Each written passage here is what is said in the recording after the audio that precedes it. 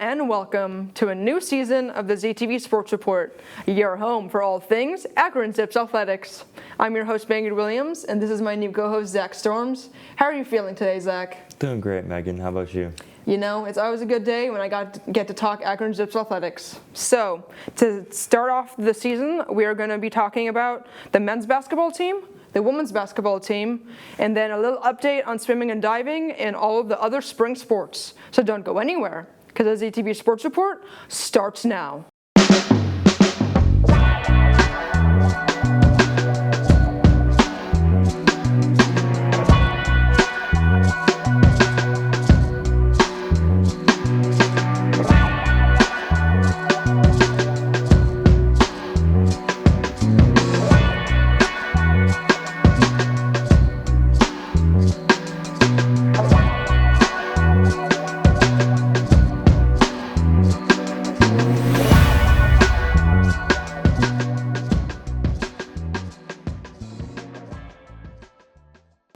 Welcome back.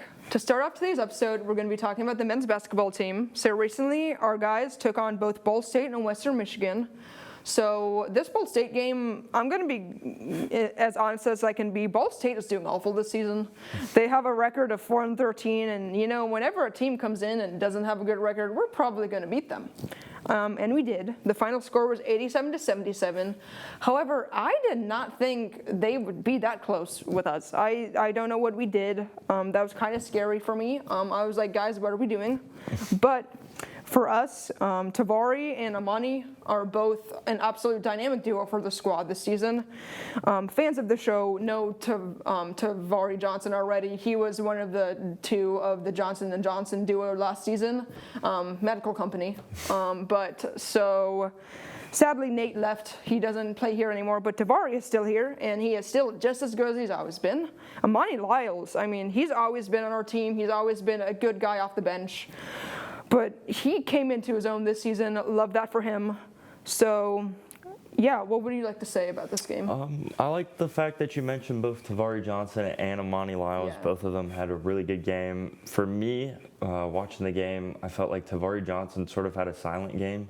Even though he did finish with 22 points, 7 assists, it just felt more of like an Amani Lyles type of game. Mm-hmm. He was all over the court. He was very influential in the offensive build-up and their fast break points. I also want to point out Shamaw Scott. Shamaw Scott had a really good game. He finished the game with 18 points. He was 4 from 9 from the three-point range. He was 6 and 12 from the field goal.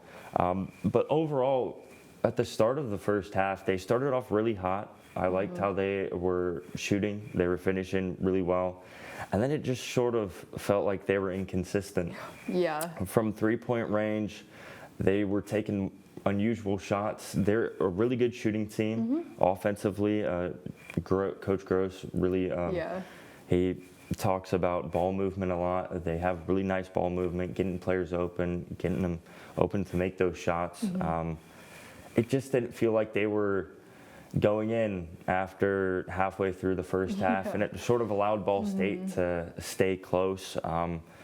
But even though Ball State was 4-13 coming into the game, Akron didn't really play that well. No. But they were able to pull off a really good win in this game. Because of those dual threat players, it allows for them to sort of take these games and make do with what they have. I felt like they were inconsistent offensively in the first half because of those unusual threes. It just felt like they got away from the basics. They weren't relying too heavily on Tavari Johnson and his playmaking ability and just him being really shifty. He loves to drive. He loves to finish at the rim. Just didn't seem like that at the start of the first half, but come second half, they started getting rhythm going and finished the game, ultimately. You could tell by their three-point percentage. It sort of dropped. It was 40%, and then it dropped down to 30% in the second half. But all in all, I really like their dual threats that they have. Yeah. You can take a look at Bone Hardman, Amani Lyles, just those players. You wouldn't expect them to be really good shooters because of their body types. Yeah. Amani Lyles, 6'9", 240, He's a really good asset from the three-point range for 100%. Akron, and yeah, they were just able to take control more in the second half. Ball State, they were relying heavily on Armani Ziegler. He finished the game with 30 points. He was 3 for 6 from the three-point range, 11 and 18 from the field goal. But all in all, those 6 turnovers that he had, it sort of helped Akron gain a lead and keep it for most of this game. It wasn't the prettiest game from them. Tavari Johnson, he was 2 for 10 from the three-point range, but again, still finishing with 22 points, 7 assists. All in all, Akron, they have those type of players that can keep them in those games.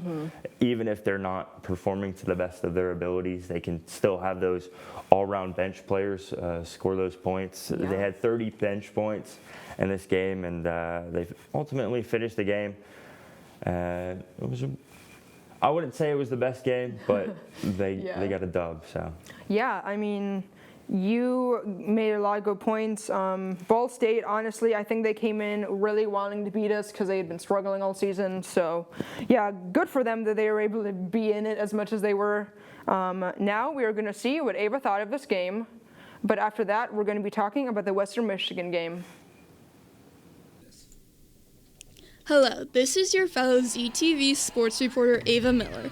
Today I will be talking about the men's basketball team. The men's team had a home game January 13th at the James A. Rhodes Arena against Ball State. Our leading scorers for the Zips were Tavari Johnson and Amani Lyles. Tavari had 22 points with Amani following close behind with 19 points scored during the game against Ball State. Now switching over to the Ball State team, their leading scorers were Armani Ziegler and Elmore James. Armani had 30 points with Elmore had 17 points during the game against the Zips. During the first half of the game, it was 43-34 with us Zips in the lead. After halftime, it got intense for the second half of the game. It was 44-43 with Ball State right behind us. But overall, the final score was 87-77 with our Zips winning. Our team did very well and put in the hard work to win this game and stay in the lead. Thank you for listening. I'm Ava, your fellow ZTV sports reporter, and go Zips! Thank you, Ava. So now we're going to talk about this Western Michigan game. So this game was like 2 days later, once again in the jar. And our guys just love playing in the jar. So Western Michigan came in with a record of 7-11 overall and 1-5 in the MAC, so they're not really having a good season either. Akron really looked like an NBA team tonight in terms of their scoring. The final score was 104-89, so love to see it. That was one of a bunch of times this season where we've gotten in the 100-point mark, so that's always fun to see.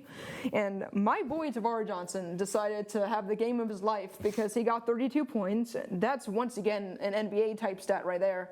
32 points, 8 assists. I mean, he was on fire and he was sharing the ball really well as well, because sometimes when a player does really well, they didn't share the ball at all. So I really like seeing that Tavari was also being kind and, like letting his fellow teammates score.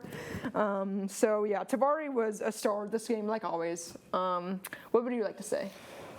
There's a lot of things I noticed. As you said, NBA game type scoring. It was a really entertaining game, a very stark contrast to the Ball State game that we just mentioned.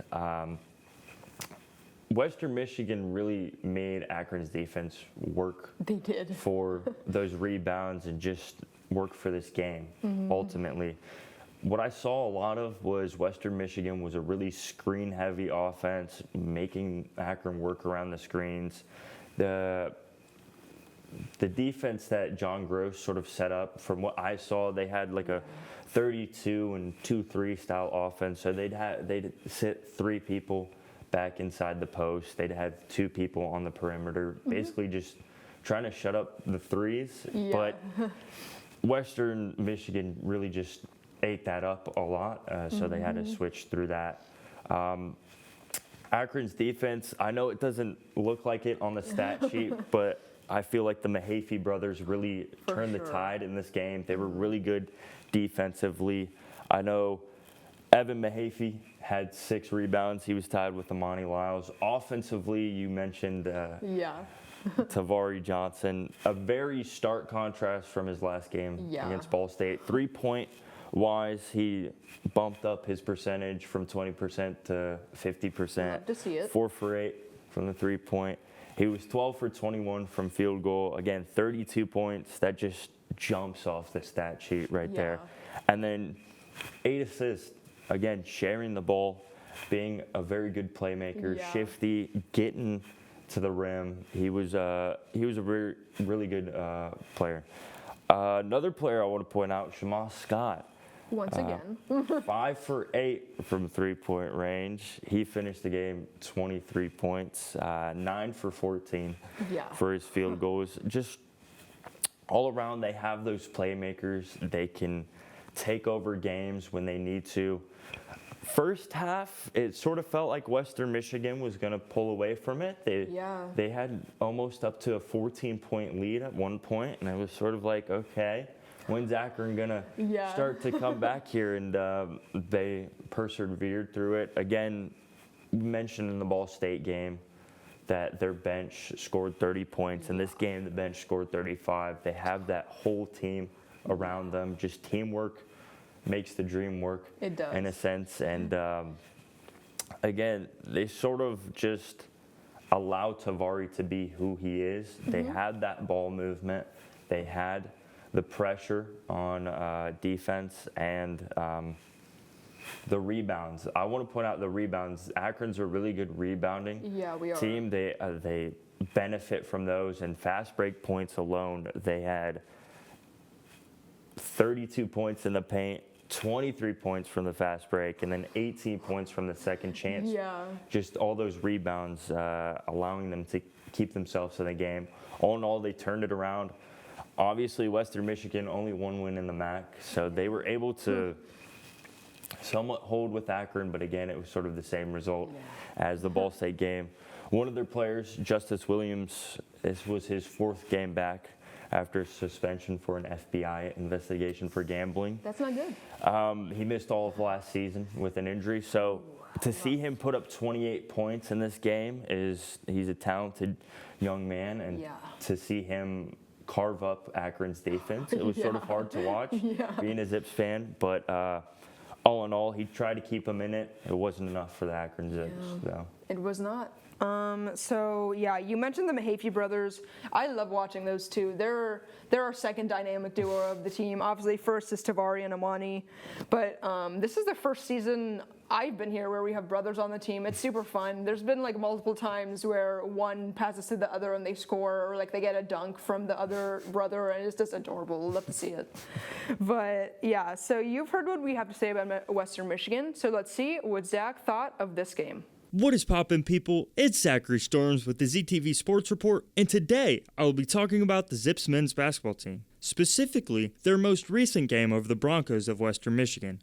So let's not wait and hop right into how that matchup went down. In this battle for the MAC, 7-win Western Michigan took on the second-place Zips for what marked each team's 7th game of the MAC competition. Looking at this game, Western Michigan was able to gain a 14-point lead before Akron would come back and lead by 1 at the half, making the end of the first half score 52-51. The Zips would go on to dominate the Broncos in the second half, scoring 52 more, making the final score Akron 104, Western Michigan 89. Leading the Zips in scoring was Tavari Johnson, who ended the game with 32 points, 8 assists, and 4 rebounds, while teammate Shamas Scott came second in team scoring with only 23 points, all while forward Amani Lyles followed closely behind with 14 points of his own. The Broncos were led by Justice Williams, who cashed in 28 points, however, having no assists. The next closest in points for Western Michigan was Jaden Brewer, who had 23 points, 7 rebounds, and 1 assist on top of that. These two teams will face each other again, this time in Broncos territory. Akron is currently second in the MAC as of now,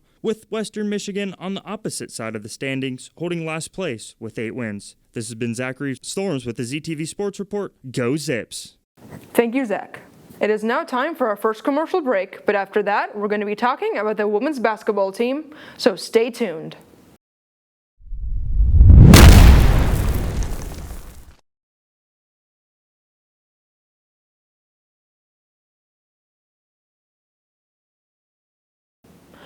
Welcome back. It's now time to talk about the women's basketball team. And you know, Zach, they're not nearly as good as the men's basketball team. Our coach has been here for 3 seasons, and we've really had a hard time since our old coach left. Coach Gensler is doing his best. He really is. Last season, they got bit by the injury bug. Halfway through the season, they only had 7 eligible players, and you really can't win with that. This season, everyone's healthy, but we just can't seem to do much of anything right, to be quite honest. The final score of this Central Michigan game was 74-53. They just honestly did better than us. Our girls had 20 turnovers, which is ridiculous. What would you like to say, Zach? There's a lot of stuff I want to point out from this. I think the biggest stat that jumps off this sheet that I have in front of me is the 3-point percentage that they had from this game. 1 for 20, which was 5% altogether. They were 14.29% with 1 out of 7 chances going in the first quarter. Not all great. You can't. But there's some positives. Shayna Brew, she had 16 points. She had 3 assists, all over 5 of 12 from the field, but 0 for 3 from 3-point range. They just couldn't get it going from beyond the arc this game. It just wasn't there for them to take advantage of. On the other side of the floor, though, for Central Michigan, though, you can take a look at Maddie Morrison. She had 23 points altogether. No assist for her, but she led her team in points. She had 3 steals as well, which she led her team in. But I also want to point out the Akron Zips turnover as well. They had 20 turnovers in this game. Not great for when you're trying to win a basketball game. It doesn't look great on the stat sheet. Only had 6 assists. You can sort of put that down as a bad ball movement, I would say. They just haven't been able to get good in transition, I would say. Only 7 fast break points in the entirety of the game. Bench points overall, only 11 coming off the bench. And then second chance points, getting out-rebounded a lot. They got out-rebounded on defense and offense. Central Michigan had 34 defensive rebounds, whereas Akron only had 26. And then the offensive rebounds, only 6 for Akron. And then you can compare and contrast that to the 15 offensive rebounds that Central Michigan had. All in all, those second chance points came up to 4 in total. It's not looking great. And then you can look at points off of turnovers. Being able to force turnovers, they were only 2 behind Central Michigan with 7. So that was good. They had 12 points. But when you really look at it, when one of your top players, Nyra Clark, is having an off day, you're really not going to have much success. She's averaging 11.7 per game. She's 5.4 rebounds, 51% from the field goal, which is really good. However, she only had 5 points this game.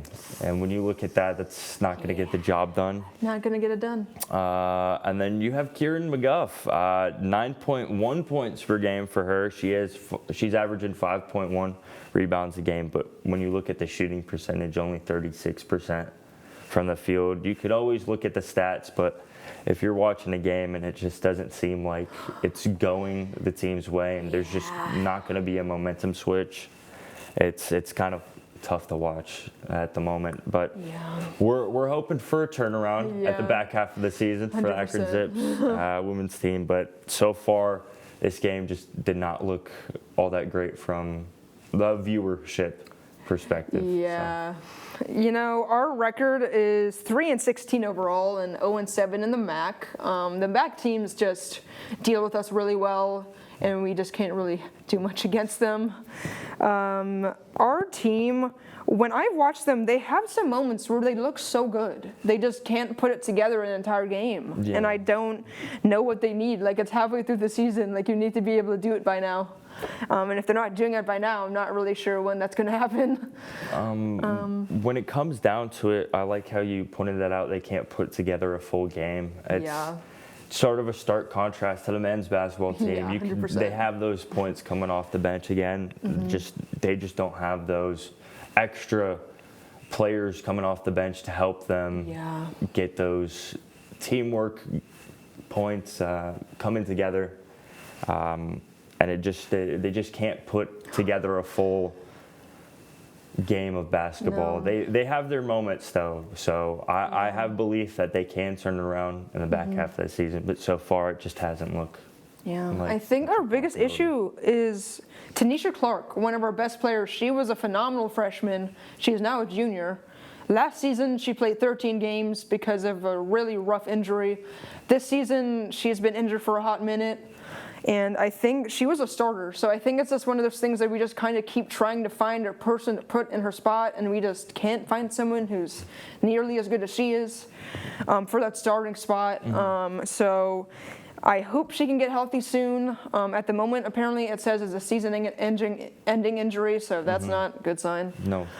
So I guess we just need to get back to practice, figure out who's going to replace this Tanisha Clark issue, and then hopefully the rest of the games we can win maybe like 6 by the end of the season. You know, I'm not asking for that much, Zach. You know, I'm not asking for us to somehow win like 10 games or something. Yeah. So hopefully we can win 3 more. That would make me happy. So now that you've heard our thoughts on this game, let's see what Taz thought about this game. Hello, Zips Nation. This is Taz with ZTV Sports Report. On January 21st, the Akron women's basketball team returned home to James A. Rhodes Arena to take on Central Michigan in Mid-American Conference action. It was a tough matchup for the Zips, as the Chippewas came away with a 74-53 win. Akron came out with energy early, but Central Michigan set the tone quickly. Despite the final score, there were strong efforts from Akron. Shayna Brew led the Zips with 16 points, attacking the basket and providing a steady scoring presence. Kieran McGuff added 9 points and 6 rebounds, working hard on the boards and contributing on both ends of the floor. On the Central Michigan side, Maddie Morrison led all scorers with 23 points. Demetra Pruitt finished with 12 points, giving Central Michigan a strong offensive boost. The Zips will look to regroup and bounce back as MAC play continues, taking lessons from this tough home loss and focusing on improvements moving forward. That's all for this matchup. Thanks for tuning in. This is Taz with ZTV Sports Reports, and as always, go Zips! Thank you, Taz. So now it's time for our last commercial break, but after that, we're going to be talking about the swimming and diving team and the rest of our spring sports. So don't go anywhere.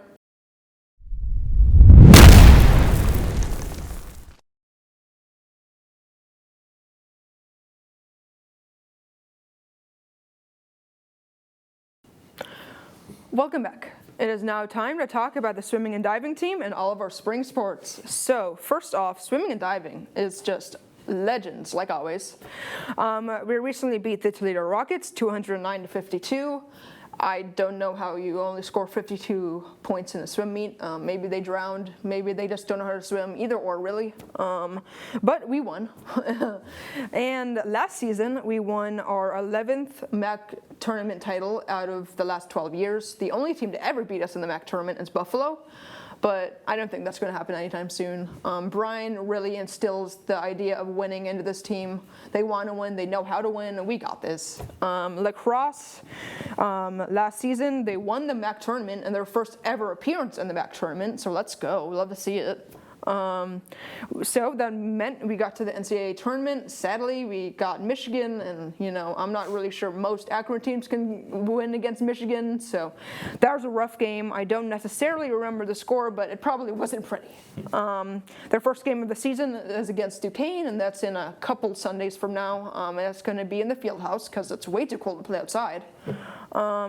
Next up, baseball. They had an okay season last season, like not the best, not the worst. Hoping to have more of a winning record this season than last season. Their first 3 games of the season are out of state because it's way too cold here. The ground is still frozen, so you definitely can't play baseball on that. First 3 games of the season are against Presbyterian, Western Illinois, and then Western Carolina.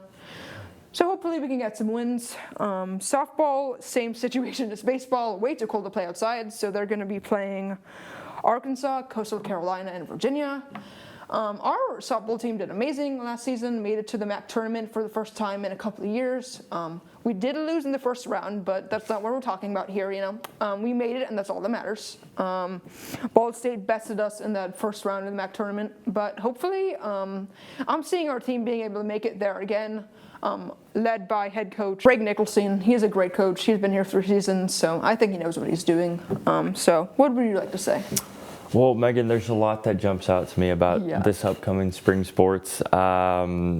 Beginning with swim and dive, Coach Brian Parisi, he's looking for his 12th title in 13 years. So his work ethic, as you mentioned, he preaches success, and I wouldn't be surprised if he went out and got his 12th.